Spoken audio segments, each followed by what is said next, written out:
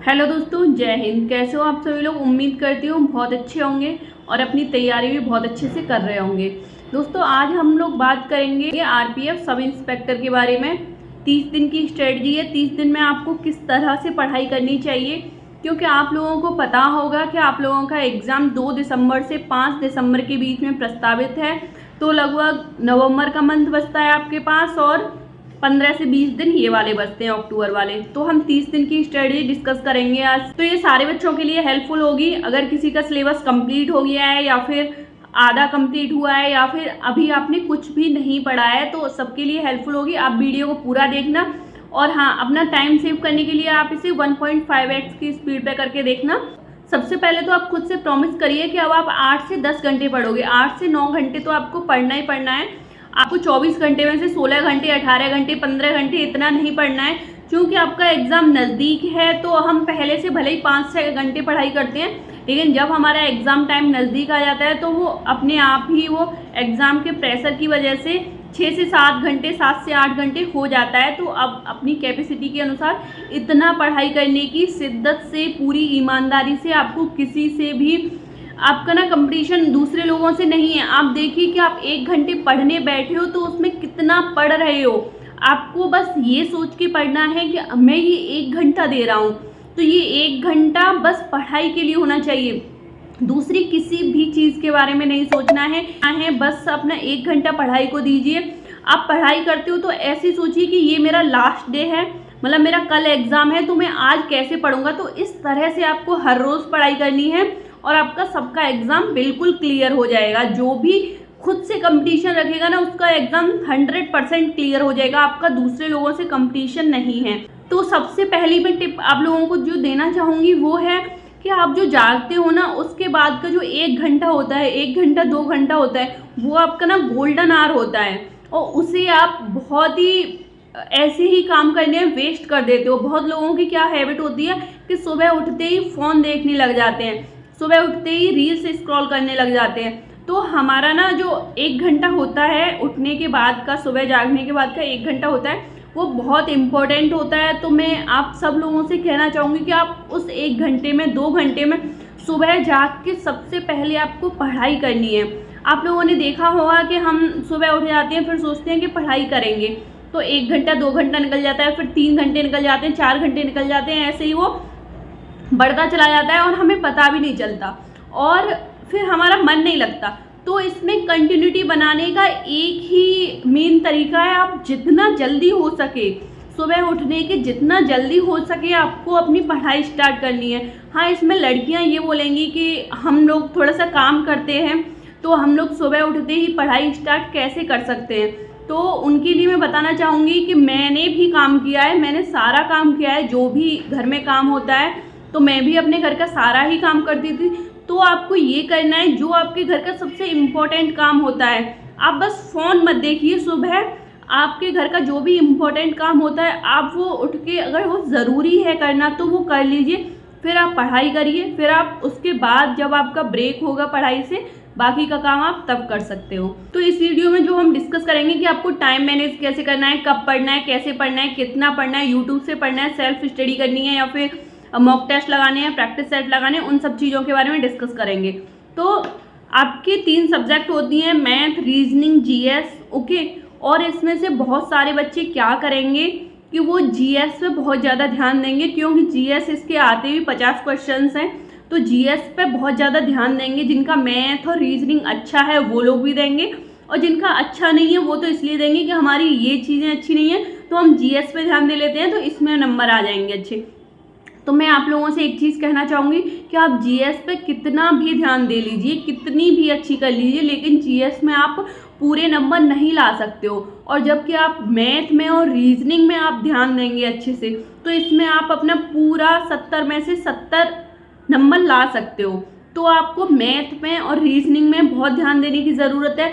आपका भले ही मैथ और रीजनिंग अच्छा है, उनको भी नहीं छोड़ना है, उन्हें प्रैक्टिस करते रहना है। और जिनका अच्छा नहीं है वो लोग अगर ये सोच रहे हैं कि मैथ रीजनिंग अच्छा नहीं है, जीएस पढ़ेंगे तो जीएस से हो जाएगा, तो ऐसा भी नहीं है। आपका भले ही अच्छा नहीं है, आपको पढ़ना है, आपको प्रैक्टिस करनी है। आप भले ही दिन के 100 क्वेश्चन लीजिए, उन्हें 4 बार लगाइए। आप हर हर रोज़ एक टॉपिक लीजिए। टाइम एंड वर्क लिया, कल टाइम एंड डिस्टेंस लिया, फिर परसों कोई और दूसरा लिया। तो इस तरह से आपको हर रोज़ एक चैप्टर लेंगे ना और उसके 100 क्वेश्चंस लगाएंगे और 100 क्वेश्चंस को ही 4 से 5 बार लगाएंगे तो डेफिनेटली आपके मैथ में बहुत अच्छे नंबर आएंगे। आपको सोचना ही नहीं है कि आपका मैथ अच्छा है बुरा है, आपको कुछ नहीं सोचना है। आपको बस 100-200 क्वेश्चंस लेने हैं, जितने भी आपकी कैपेसिटी हो उन्हें ही बहुत अच्छे से करना है। मेरे कहने का मतलब ये है कि उनमें से कोई क्वेश्चन आ जाता है तो आपका रहना नहीं चाहिए, आप वो क्वेश्चन जरूर आपका सही होना चाहिए। तो इस तरह से मैं कह रही हूँ। तो आपको उनकी बहुत अच्छे से प्रैक्टिस करनी है। आपको पहली बार दूसरी बार करने में बहुत टाइम लगेगा, लेकिन जैसे जैसे तीसरी बार चौथी बार पांचवी बार करते हैं तो वो बहुत कम टाइम में सॉल्व हो जाता है। तो आपको अपने दिमाग से पहले तो ये निकाल लेना है कि मैथ अच्छा नहीं है, रीजनिंग अच्छी नहीं है, जीएस अच्छी नहीं है, ये कुछ नहीं सोचना है। आपको बस कुछ क्वेश्चंस लेने हैं। मैथ में मैं बताना चाहूँगी स्पेशली क्वेश्चंस लेने हैं एक चैप्टर के और वो बस करते जाना है। आपको सोचना ही नहीं है आपका मैथ अच्छा है बुरा है, बस वो 100 क्वेश्चन लगाने हैं। 200 क्वेश्चन लगा सकते हो और अच्छी बात है, वो लगाने हैं और वो 4 से 5 बार लगाने हैं। आपके डेफिनेटली मैथ में बहुत अच्छे मार्क्स आएंगे, आपके पूरे में से पूरा स्कोर आएगा। ओके। और रीजनिंग के लिए मैं बताना चाहूँगी, रीजनिंग में आपको अगर कोई टॉपिक नहीं आता है तो आप उसकी एक दिन यूट्यूब पे वीडियो देख लीजिए। बाकी का आपका रीजनिंग का पूरा रहेगा प्रैक्टिस का। आप जितनी प्रैक्टिस करोगे आपकी रीजनिंग में उतना स्कोर अच्छा आएगा। तो रीजनिंग बस आपकी प्रैक्टिस मांगती है, रीजनिंग मैथ दोनों ही। लेकिन रीजनिंग में इतना कुछ टीचर से पढ़ने के लिए नहीं होता है। आप जितनी अधिक से अधिक प्रैक्टिस करेंगे आपके मार्क्स उतने ही अच्छे आएंगे। तो रीजनिंग में आप प्रैक्टिस पे बहुत ज़्यादा ध्यान दीजिए।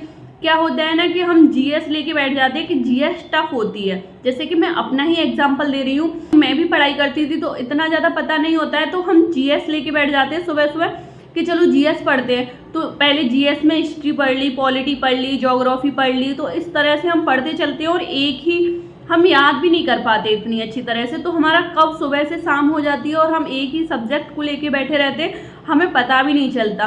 तो इनफैक्ट जिनका भी मैथ और रीजनिंग अच्छी भी है तो सबसे पहले उन्हें पढ़ के उन्हें ख़त्म कर दीजिए कि हाँ हमने मैथ पढ़ लिया, मैथ के हमारे इतने क्वेश्चंस आने थे, मैथ हमने 2 घंटे पढ़ लिया बस, रीजनिंग हमने 2 घंटे पढ़ ली बस। ओके, अब हमारा पूरा टाइम जीएस का है तो अब हम जितना भी पढ़ सकते हैं, जितना भी अपना एफर्ट्स दे सकते हैं हम रीजनिंग में देंगे। तो आपको इस तरह से पढ़ाई करनी है। आपको मैथ और रीजनिंग बिल्कुल भी नहीं छोड़ने हैं। जिनके अच्छे हैं उन्हें भी पढ़ने हैं और प्रैक्टिस बना के रखनी है। और जिनका अगर सिलेबस सब पूरा कंप्लीट है, इनफैक्ट अगर थोड़ा बहुत कम भी है ना, कंप्लीट नहीं भी है, क्योंकि सिलेबस काफ़ी होता है, जैसे जीएस का तो काफ़ी होता है, मैथ और रीजनिंग का थोड़ा हम कर भी लेते हैं, लेकिन अगर थोड़ा बहुत 80-70-80% भी सिलेबस कंप्लीट है तो आप मॉक टेस्ट ज़रूर लगाइए। मॉक टेस्ट से पहले आप प्रीवियस पेपर लगाइए, प्रीवियस पेपर के बाद आप प्रैक्टिस सेट, मॉक टेस्ट वगैरह आप हर रोज़ एक लगाइए, आपको काफ़ी फ़ायदा मिलेगा। आप जो एग्ज़ाम जैसा प्रेशर फील करते हो ना एग्ज़ाम में, वो आप घर पे फील करोगे और आप हर रोज़ उसे फील करोगे तो फिर आपकी वो हैबिट में आ जाएगा और आप उसके हैबिचुअल हो जाएंगे और आप एग्ज़ाम में अच्छा परफॉर्मेंस करेंगे। और एक और बात बताना चाहूँगी, जब भी आप रात को सोते हो ना तो उससे पहले आप एक बार सोचिए कि हमने क्या पढ़ा है, क्या जो हमने पढ़ा है वो हम उससे हमारा एग्ज़ाम क्लियर होगा, क्या हम पढ़ रहे हैं तो बस हम खुद को पागल तो नहीं बना रहे हैं, घर वालों को पागल तो नहीं बना रहे हैं, क्या हम सच में पढ़ रहे हैं। जिस दिन हम सच में पढ़ के सोते हैं ना उस दिन हमें बहुत अच्छी नींद आती है, बहुत सेटिस्फेक्शन मिलता है, बहुत अच्छे से नींद आती है। तो बहुत अच्छी नींद आती है उस दिन। और आप सोने से पहले एक बार ज़रूर देखिए, हम किसी सब्जेक्ट में, जैसे कि आपने किसी दिन हिस्ट्री में ही पूरा दिन निकाल दिया तो आपको अंदर से आंख निकलानी होगी कि मैंने तो मैथ पढ़ा ही नहीं, मैंने तो रीजनिंग पढ़ी ही नहीं, मैंने तो जीएस के और भी अदर वो थे टॉपिक्स थे जो मैंने पढ़े ही नहीं। तो आप एक बार सोने से पहले ज़रूर सोचिए कि आपने किसी सब्जेक्ट में जितना इनपुट डाला है क्या उसका उतना आउटपुट निकला है कि नहीं निकला है। तो ये सारी चीज़ें हैं। सबसे पहले जैसा मैं करती थी, सच में ऐसा करती थी, जो प्रैक्टिकल चीज़ें हैं वही मैं आपको बता रही हूँ। सबसे पहले आपको उठना है, पढ़ाई शुरू करने से पहले आपको एक रफ कॉपी लेनी है और उसमें आपको ना लिखते रहना है कि उसमें आपको ना अपने सबसे पहले अपने टारगेट्स लिखने हैं और टारगेट ना बहुत छोटे छोटे लिखने हैं। जैसे कि आप पॉलिटी में आज सुप्रीम कोर्ट पढ़ोगे तो सुप्रीम कोर्ट लिखो, ना कि पॉलिटी लिखो। ओके, सुप्रीम कोर्ट लिखो। इसके अलावा आप और भी कोई टॉपिक कंप्लीट कर सकते हो तो वो लिखो, तो पॉलिटी का कोई दूसरा टॉपिक भी लिखो। और आप जैसे कि मॉक टेस्ट लगा रहे हो एक, तो मॉक टेस्ट लिखो, मॉक टेस्ट का एनालाइज कर रहे हो तो वो चीज़ लिखो कि। और फिर आप जो रफ में लिखोगे ना, आप जो मॉक टेस्ट लगाओगे उन्हें बस लगाने तक ही सीमित मत रहने देना। उन्हें आप लिखते हो ना, एक बार लिखते हो तो उससे भी आपको काफ़ी याद होता है। तो जो उसमें होता है जीएस में जो क्वेश्चंस आपसे नहीं आ रहे हैं उन्हें इनफैक्ट एक बार रफ में ही लिख के देखिए, तो उससे आपको काफ़ी वो होगा, फ़ायदा होगा। और जो मैथ के और रीजनिंग के नहीं आ रहे हैं उनका फ़ोन में ही स्क्रीनशॉट ले लीजिए या फिर फ़ोटो खींच लीजिए, तो आप उन्हें दूसरे तीसरे दिन भी लगा के देखिए कि ये क्वेश्चन हमसे नहीं आ रहे हैं। तो इस तरह से आप अपना टारगेट लिखो, हर रोज़ का टारगेट लिखो। पहले 8-9 चीज़ें लिखो, फिर एक एक चीज़ कंप्लीट होती जाएगी ना, उसका पे टिक करते चलो। ओके, और जब आप टिक करोगे ना, आपको इतनी संतुष्टि मिलेगी, इतना सेटिस्फेक्शन मिलेगा और इतना अच्छा लगेगा ना कि हम अपने गोल्स अचीव कर रहे हैं, हम अपने छोटे छोटे टारगेट बना रहे हैं, उन्हें अचीव कर रहे हैं। तो इसी से आपको कॉन्फिडेंस मिलेगा और इसी से आपको और ज़्यादा पढ़ने का मन करेगा। आप एक बार प्लीज़ इसे करके देखना और फिर आप कमेंट करके बताना कि आपको फ़ायदा मिल रहा है कि नहीं मिल रहा है। और आप जिस जॉब की तैयारी कर रहे हो और उसका बहुत अच्छी जॉब है, आरपीएफ सब इंस्पेक्टर की सच में बहुत अच्छी जॉब है। और मेरे घर से खुद हैं आरपीएफ में, तो मैं बता सकती हूँ बहुत अच्छी जॉब है। और आपको कुछ पूछना हो, कुछ डाउट हो तो आप कमेंट करके पूछ सकते हो। अगर वीडियो पसंद आई हो तो वीडियो को लाइक करना, चैनल को सब्सक्राइब करना। मिलते हैं अगली वीडियो में। Thank you so much.